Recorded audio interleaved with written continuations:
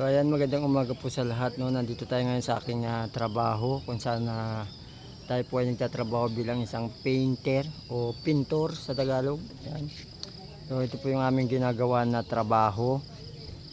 Ito yung lugar kung saan kami gumagawa. Ayan, ayan. So yan, papakita ko lang, pasilip ko lang, no. Abangan nyo sa Sabado kung ano na naman yung ating ipapahanap. So siyempre, bago yan, siyempre kailangan natin magtipid. Ito lang po ang ating ulam ngayon para makalikom tayo ng konting halaga para doon sa ating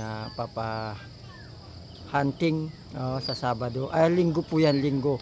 Abangan nyo po lagi si vlogger ng linggo. Yan, linggo po ang aking siyempre pinaka day off, walang pasok. So yun po. Doon sa aking mga followers, subscribers na rin, maraming salamat po. Pasalamat ko yan. So abangan nyo, meron na naman tayong mga ibang pakulo pa.